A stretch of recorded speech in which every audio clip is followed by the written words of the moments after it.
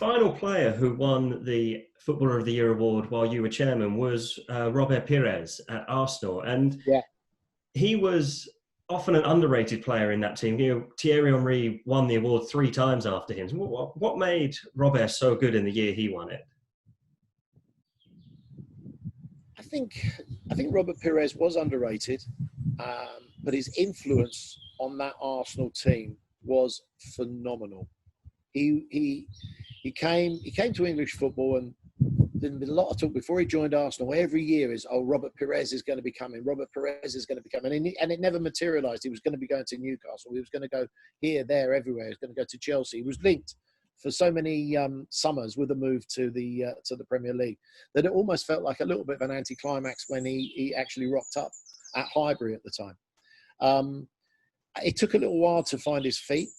I think he found it slightly intimidating, the physicality of the English game.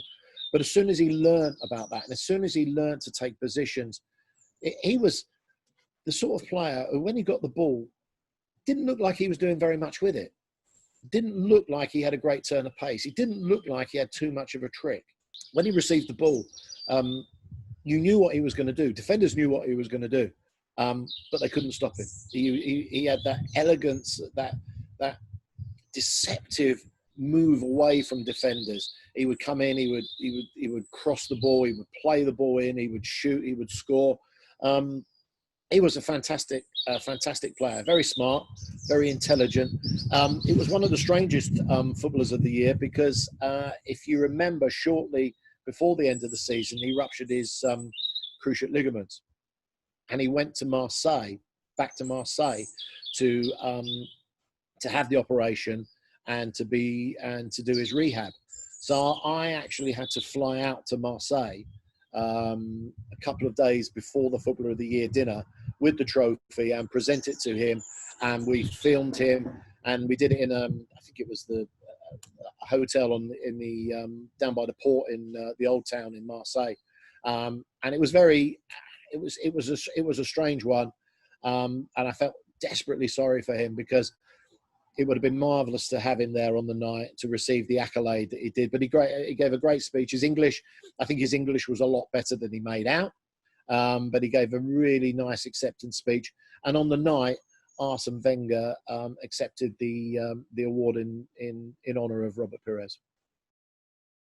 The third of the French winners of the Footballer of the Year is Robert Pires, and it was a bit of a golden time for French footballers in England. We had Cantona in '96 and Ginola 99, Pires in 2002, and then of course we have the Henry years coming up after this. And Pires signed for Arsenal. He was a World Cup and European Championship winner, but he struggled at first when he came to England. Do you think there was ever any doubt he would succeed here? No, I don't think there was any. I don't think he had any certainties. He's certainly doubtful. He tells the story so well as well of this first game where Sunderland, when Wenger says to him, "You're gonna sit on the bench," and Robert goes like, "I didn't want to sit on the bench. I was ready to play. I was so hyped up by the move. I wanted to play. There was a lot of my friends playing for Arsenal. And he was so ready." So from being a bit disappointed and sitting on that bench to then realize after 25 minutes, oh my word, this is not for me. I cannot play there. This is impossible. He said he was going so quick, one goal to the other, people tackling each other, jumping. He was so aggressive. He was like, okay, this is not me. This is not my game. No chance. And I think he deserves a lot of credit himself, Robert, for working hard to adapt and to finally making it and to become one of the best there. I think Arsene Wenger, of course, deserves a lot of credit for making Pires a player for the Premier League and for English football, which he certainly wasn't at all when he arrived. But with all that hard work they put together, I think even mentally, psychologically, Wenger did a lot of work with Robert to make him believe that you belong here. This is for you. You can do it here. You don't have to go to Spain or to go back home to France or something. You could succeed here. Believe me, you can. I believe in you. And I think both of them together with that work and the rest at the club, people, Pat Rice had a big role as well. But Primorac had a big role too for Robert, Thierry and Patrick and all the other French players in that squad as well. But the first 20 minutes of that first game, it was like, no, this is not for me. There's nothing I can do here. And then first 6 months were difficult, of course. And then I think there's that game against Peter Schmeichel and that goal that changed everything. And then suddenly, and that's Robert for you. He, as talented as he was and still is, because trust me, I still play football with him and he's still so good even at his age now. He had to be convinced. You know, he lacked at times a bit of confidence. And because that's just not his personality. He's so sweet and so nice and just so like, and he needed to have that confidence in him to say, okay, I can go there and be successful here amongst the United players, amongst the Chelsea players, amongst all the top players in this league. I can be the best here. And I think he deserves so much credit for making it and getting this award of best player in the country, because again, if we go back to that first game, he never thought he would get there. Yeah, so it was his second season that he won Footballer of the Year after he'd settled in and really found his feet here. He was also Arsenal's Player of the Year that year, which says something considering the squad that they had. But what was it about Robert that made him so good? So he was not the most technical, and he would admit it. He was not the quickest either, and not the tallest. So you could wonder, like, why? Why? I think he had an incredible intelligence, a football IQ, like not many others, of knowing where to be, where to move, how to make the run. I think him and Ashley Cole on that left-hand side worked so well together. They could find each other with their eyes closed.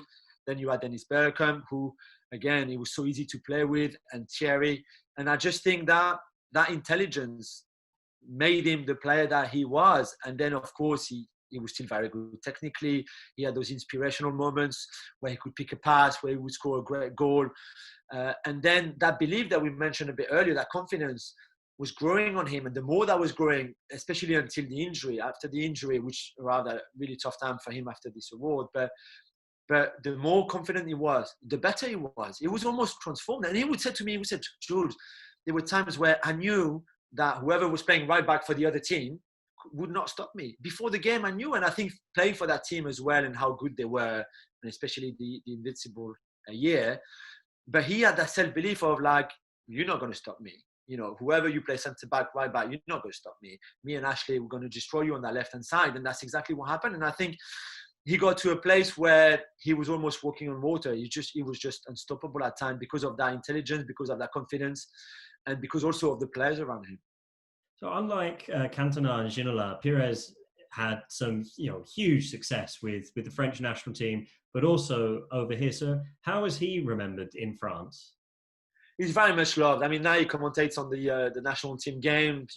People love him because it was not just the talent and the success. He was also what a nice guy he is, full stop. And people love him. He does a lot of things with charity. He gives a lot of his time. He never says no to anyone. I've always told him that's his problem anyway, because, he would stay outside a restaurant for hours just to sign autographs and to take photos with fans. And he's that kind of guy. And it's amazing really to see him like that, such a big star, but being so humble. And I think back home, certainly the arrogance that maybe Cantona had or Ginola had, Robert never had it. So I think, and maybe people loved him more because of that, and still do. But yeah, it was a very different thing. But let's not forget as well that Cantona hardly featured in French football, really, if you think about it. Ginola had great years with Paris, but Paris being Paris and PSG being PSG, everybody else in the country hated him because he played for PSG. But Pires had great success with Metz first. Lovely story of the underdogs almost winning the title and failing on goal difference in the last game of the season. So everybody loved him for that. Then he went to Marseille where things were difficult, but he was still being himself and people still love him. Plus, as you said, the 98 World Cup, the 2000 Euros, all of that. So it was really a different, people would see him a different eye really than Cantona and Ginola.